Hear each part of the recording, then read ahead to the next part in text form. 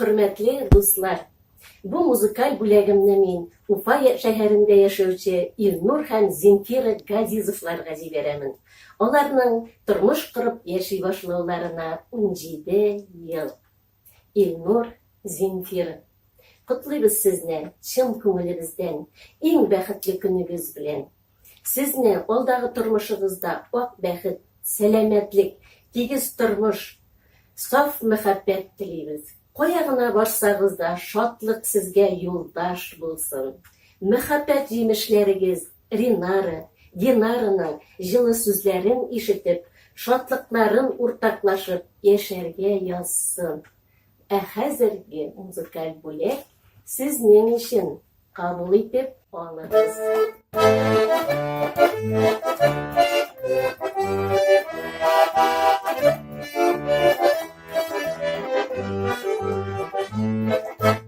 İlesinde sağındım, vallasındı çıktığına, emine şuşa şoklığımına, yürüyümün kışıktığına, para eli, para mina, yaratıp kılak para, sizesin mi canlıdayı mühebette yok para.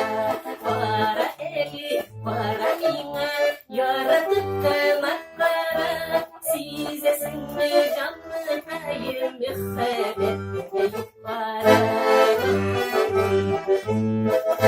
Yonlarımda bulmaranda, sin her bağı duyunda, sin vitaminim yüreğimde, suyu digen çırımda.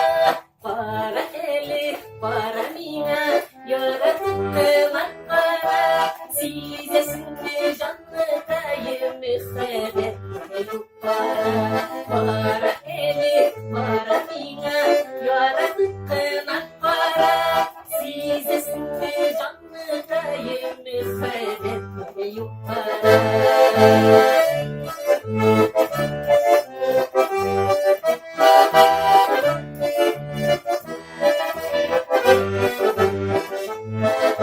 Sin olanine turmuşumda, iki bäxetli köşüm. Senin bilen bu yollarda birge parlar ötüşüm. Para eli, para mina, yaratıp kılak para, sizesin mi canlıdayı mühebette yok para.